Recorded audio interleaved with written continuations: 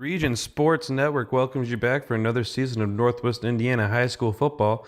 Today we're going to be showing you some of the highlights of the matchup between the Morton Governors and the Highland Trojans. And here come those Trojans directly at me. Oh, okay. Good dodge. Okay, thank you. Watch out for the camera.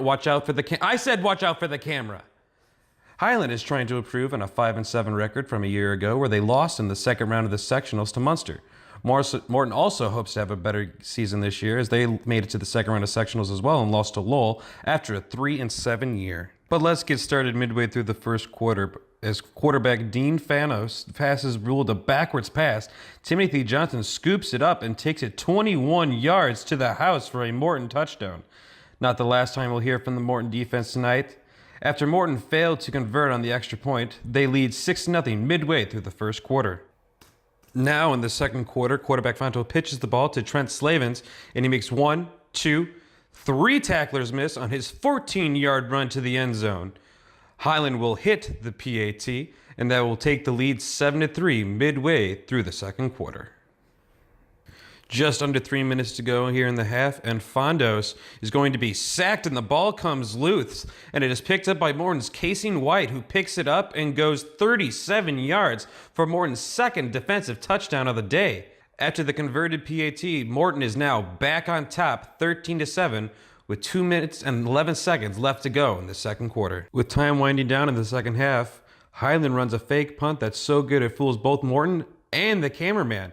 But he completes the pass to Samuel Carpenter, who will rush ahead for 21 yards. But luckily for Morton, the half would end before the Trojans could capitalize on this drive, and they would stay ahead 13-7.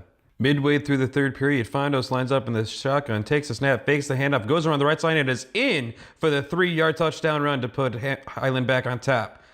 Kyler Tannis would end up hitting the point after, as well as a 30-yard field goal later on in the third quarter to give the Highland Trojans a 17-13 lead late in the third quarter. With just seconds left in the third quarter, Credell Prather throws a pass which is ruled incomplete, but there's a flag on the play. That flag would come back and bite Highland as it was pass interference on Highland, which is a 15-yard penalty. And on the very next play, Timothy Johnson gets the ball again and sweeps out to the left-hand side. Gets to the sideline and makes it all the way into the 14-yard touchdown run. Morton would capitalize and hit the PAT and reclaim the lead 20-17 with 10 seconds left to go in the third quarter. About halfway through the fourth quarter, Highland has the ball deep in their own territory. He gets the ball and he pitches it to Rios, who gets hit immediately by Timothy Johnson, who causes the fumble, and it's recovered by Dylan Battle. This is the third turnover created by the Morton defense. With about 8 minutes left in the game after that turnover, Credell Patter throws a prayer into the end zone, and it is caught by Kayshawn Prather. A 25-yard touchdown, which would extend Morton's lead 27-17 midway through the fourth quarter. Highland may be down, but they are certainly not out. On the ensuing kickoff, Clay Whiting is able to field the ball, and he is going to be able to take this all the way down to the opponent's side of the field, all the way down to the Morton 40, a 41-yard kickoff return to set up beautiful field position for the Highland Trojans. Highland on the same drive at the 8, fakes to the handoff, gives it around to Rios going around the outside, and he is in for the 8-yard score. Highland would miss the PAT, so the score would become closer, 23-27 in favor of the Morton Governors. With just over 2 minutes remaining, Highland has the ball inside their own 5.